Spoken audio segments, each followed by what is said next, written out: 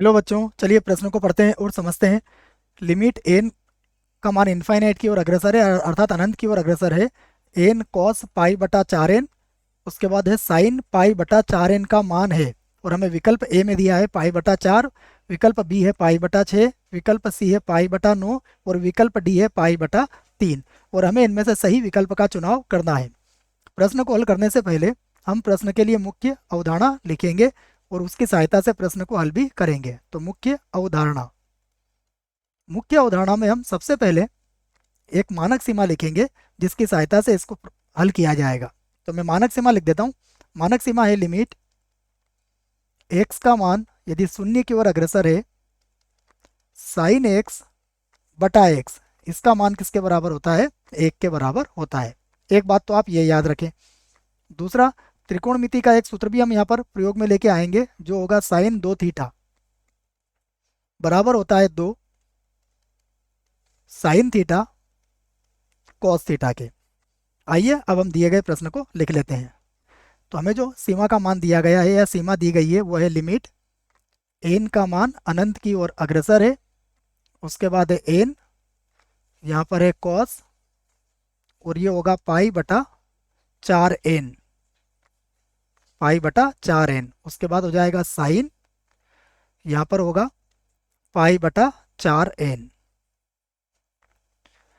अब हम प्रश्न को हल करते हैं। देखिए, तो हम यहाँ पर क्या करेंगे, इसी को बराबर यहाँ लगा देता हूँ मैं इसी के नीचे। और लिमिट एन का मान अनंत की ओर अग्रसर है। सबसे पहले हम क्या करेंगे, इसमें दो बटा दो का गुणा कर लेंगे। तो ये हो जाएगा एन बटा दो और गुणा में हो जाएगा दो, ये हो जाएगा कॉस पाई बटा चार एन और उसके बाद लिख दूंगा मैं साइन पाई बटा चार एन। लिखा जा सकता है। अब इस सूत्र को ध्यान से देखिए, दो साइन थीटा कॉस थीटा बराबर होता है साइन दो थीटा के बराबर। तो इसी सूत्र का प्रयोग यहाँ पर करेंगे। अब हम एक कोष्टक और लगा लेते हैं। तो अब ये क्या बन जाएगा, मैं लगा देता हूँ बराबर, फिर से लिमिट जो है वह एन का मान अनंत की ओर अग्रसर है। एन बटा दो को तो हम वैसे ही रखते हैं अभी। और यहाँ पर देखिए ये सूत्र से बन जाएगा साइन दो थीटा का तात्पर्य दो से गुणा हो जाएगा, तो ये बनेगा पाई बटा दो एन हो जाएगा ये। तो ये बन गया हमारे पास। अब यहाँ पर हम मानक सीमा लगाने से पहले ये जो पाई बटा दो एन है इसको वाई मान लेते हैं। तो यहाँ लिख लेता हूँ मैं माना पाई बटा दो एन, इसको मैंने कितना मान लिया, वाई मान लिया। अब यदि इसको वाई माना है तो सीमा की बात करते हैं।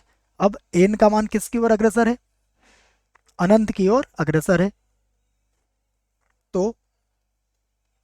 तो वाई का मान किसकी ओर अग्रसर हो जाएगा?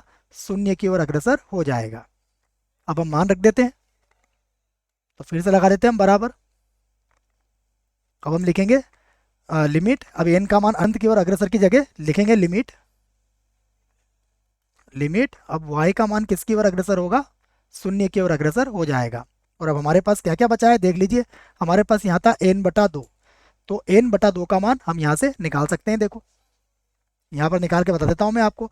अगर आप n को ऊपर ले गए तो n बराबर कितना हो जाएगा, पाई बटा दो वाई हो जाएगा बच्चों। n का मान पाई बटा दो वाई। अगर n बटा दो का मान चाहिए तो इसमें दो का और गुणा कर लेना। इसका मतलब n बटा दो का मान किसके बराबर हो जाएगा?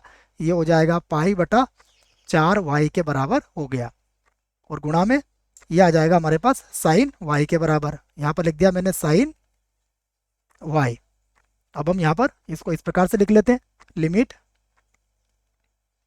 वाई का मान शून्य की ओर अग्रसर पाई बटा चार और गुणा यहाँ पर हो जाएगा साइन वाई बटा वाई। और ये मानक सीमा हमने लगा दी जो मुख्य अवधारणा में भी लिखी थी कि लिमिट एक्स का मान शून्य की ओर अग्रसर साइन एक्स बटा एक्स का मान कितना होता है? एक होता है। तो इसका मान कितना हो गया? एक हो गया। तो पाई बटा चार गुणा एक, अर्थात उत्तर कितना आया? पाई बटा चार। विकल्प देख लेते हैं। विकल्प देखें तो विकल्प ए में लिखा गया है पाई बटा चार, अर्थात विकल्प ए इसके लिए सही विकल्प होगा। आशा करता हूँ बच्चों आपको इस प्रश्न का उत्तर समझ में आया होगा। धन्यवाद।